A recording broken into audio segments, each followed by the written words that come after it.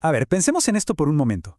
¿Se imaginan una sociedad entera, pero entera, definida por generaciones de guerra, que de repente, un día, decide dejar la violencia? ¿Para siempre? Suena a algo de película, ¿verdad? Pues esa es la increíble historia de los antinefilejitas, y es, sin duda, una de las transformaciones sociales más radicales que se han contado. Y es que todo, absolutamente todo, gira en torno a esta pregunta. ¿Puede un pueblo de guerreros de verdad, de corazón, enterrar sus armas para siempre? ¿Es posible un cambio así tan absoluto? Bueno, pues esa es la pregunta que vamos a explorar hoy. Ok, entonces, ¿cómo empieza todo? Lo más curioso es que el punto de quiebre, el momento que lo cambia todo, no fue una batalla ni una conquista. Fue algo mucho más sutil, pero a la vez más poderoso. Un acto político. Un solo decreto que desató una revolución, pero una revolución pacífica. Para que entendamos la magnitud de esto, hay que poner las cosas en contexto. Por siglos, dos pueblos hermanos, los nefitas y los lamanitas, vivieron en un estado de conflicto, casi permanente. Pero entonces pasa algo extraordinario. El rey de los lamanitas tiene una experiencia personal que lo transforma por completo. Y esa conversión lo lleva a firmar un decreto que, literalmente, pone su mundo de cabeza. Y ojo, no estamos hablando de un simple tratado de paz. Este decreto fue revolucionario. Primero, prohibió activamente cualquier tipo de persecución. Segundo, le dio a la gente el derecho a escuchar nuevas ideas, sin miedo.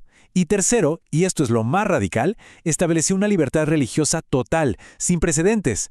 De repente, predicar en lo que antes era territorio enemigo no solo era posible, era legal y estaba protegido por el rey. Y claro, con el respaldo de la ley, las reglas del juego cambiaron por completo. Para los misioneros, que antes se jugaban la vida, esto significó que de la noche a la mañana tenían el camino totalmente libre. El efecto fue como un dominó. De pronto los misioneros podían entrar a cualquier ciudad. Los líderes locales que antes los hubieran metido a la cárcel, ahora tenían la orden de protegerlos. Y lo más importante, la gente común podía escuchar, podía preguntar, podía decidir por sí misma, sin temor a represalias. Todas las barreras, ¡pum!, se vinieron abajo. Esta idea lo resume todo. Lo que antes se hacía en susurros, a escondidas, en las sombras, ahora era un evento público, a plena luz del día, con la bendición del Estado. Fue una transformación total de la vida pública. Y con esta libertad recién encontrada, pasó lo que tenía que pasar. El mensaje se extendió como pólvora y provocó una ola de conversiones como nunca antes se había visto en la historia de este pueblo. Pero, a ver, no pensemos que fue un cambio superficial. No. Esto fue mucho más profundo. Estamos hablando de una transformación cultural en toda regla. Tradiciones de odio, de violencia, que llevaban ahí generaciones, comenzaron a desmoronarse para ser reemplazadas por algo completamente nuevo. Y para que nos demos una idea de la escala de esto, no fue un grupito en una aldea perdida, no. Regiones enteras se sumaron al movimiento. Ciudades clave como Ismael, Midoni, Nefi, Shilom, todas se convirtieron en centros de esta nueva fe. Fue un cambio masivo, por todas partes.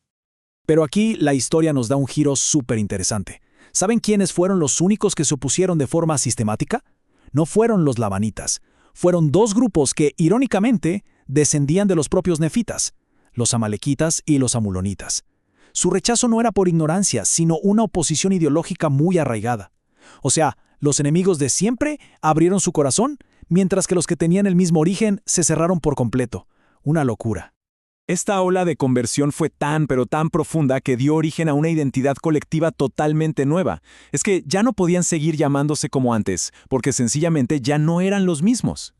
Se dieron cuenta de que para romper de verdad con un pasado de guerra necesitaban más que buenas intenciones. Necesitaban un nuevo comienzo, un símbolo claro.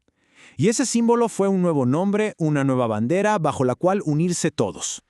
Y adoptaron el nombre de Anti-Nefi-Lehi. A ver, yo sé que suena confuso porque anti nos suena a en contra de, pero en este caso es todo lo contrario. El prefijo anti aquí denota una alianza, una unión, una conexión con el legado espiritual de sus antepasados, Nefi y Lehi. Era un nombre de reconciliación, no de pelea. Y todo esto que hemos visto, el decreto, la conversión, el nuevo nombre, nos lleva al momento cumbre, al acto que definiría a este nuevo pueblo para siempre, un pacto radical que sellaría su transformación de una manera que todos pudieran ver. Esto no fue una decisión a la ligera, para nada. El pueblo se reunió todos juntos para hacer un juramento solemne, un pacto que no era solo una promesa entre ellos, sino una declaración de principios que se convertiría en la base de su nueva sociedad. El corazón de ese pacto era una promesa tan simple como radicalmente poderosa, de nunca más derramar sangre. Pensemos en esto. Para una cultura de guerreros, abandonar las armas no era un gesto simbólico, era renunciar a la esencia misma de lo que habían sido por siglos. Así, su nueva identidad se forjó sobre 3 pilares que no se podían mover. 1. Rechazar la violencia como forma de vida. Punto. 2. Vivir sus nuevas creencias con todo el corazón.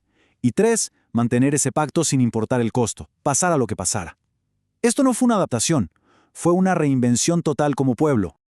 Y así, la historia de los antinefilejitas nos deja con esta pregunta, una pregunta que resuena hasta el día de hoy. Al ver cómo pasaron de un decreto del rey a un pacto que cambió el alma de un pueblo, es inevitable pensar qué se necesita realmente, no solo para cambiar leyes, sino para cambiar corazones a una escala tan masiva.